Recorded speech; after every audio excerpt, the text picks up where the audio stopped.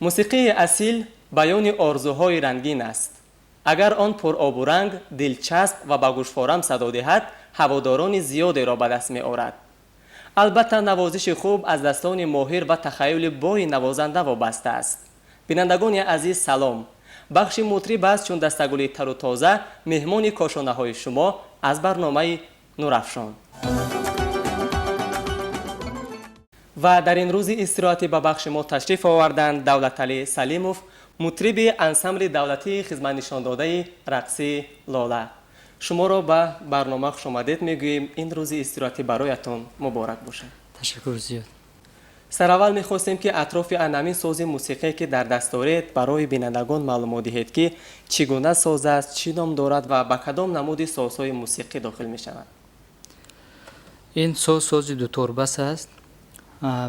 ساز دو تربس به گروه میزروبی ها داخل می شود و دو تربس در تاریخ پیدایش ساز موسیقی ساز نوترین به حساب می رود.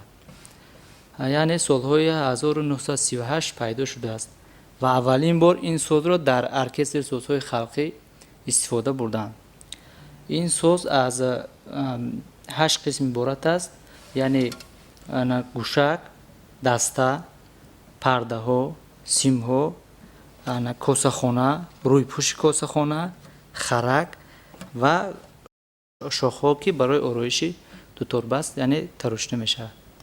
از کدام نمود چوب درختان آماده می‌گردد؟ از چوب چهارمغز و زردآلو. یعنی کاسخانه از چوب چهارمغز تراشیده شده است و دسته آن از چوب توت. تارها رو استوها مخصوصا می‌سازند، یعنی که یکمش ژلکه است، دویمش سیم رو روی پوش کردن، یکم، سوم، چهارم، پنجم همش هم روی پوش کرده شده است. صدادهی این ساز از روی بند و بست نوت‌های موسیقی چگونه صورت می‌گیرد؟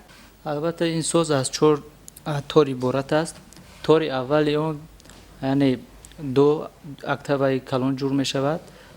تار دومی آن سول اکتاوی کلان و تار سومی آن سول اکتاوی خرد و تار چهارمی آن لی اکتاوی خرد جور می شود.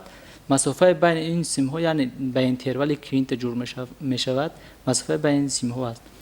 صدادهی این ساز از 2 اکتاوی کلان تا می اکتاوی دوم یعنی نقص صدا میدهد. این ساز ترانسفونیکی نمیباشد، یعنی معنای ترانسفونیکی یعنی از نوشت یا بالا یا پایان صدا میدهد.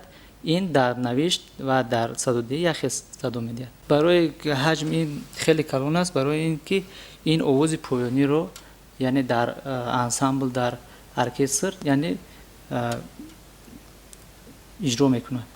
مثلا بیشتر نوازش این اسباب در ارکستر و در انسامبل های استفاده برده میشه یا که در موسیقی های مثلا کلاسیکی هم از این نمود اسباب استفاده میبرند؟ از دوره که این اسباب یعنی که پیدا شد اول در ارکستر استفاده بردن، بعد حوزه عین زمان در انسامبل در ارکستر در انسامبل تمامی انسامبل ها چه کلاسیکی است چه خلقی است یعنی استفاده برده می شود. توجه جوانان نسبت به آموزش مخصوص ان همین ساز موسیقی چگونه است؟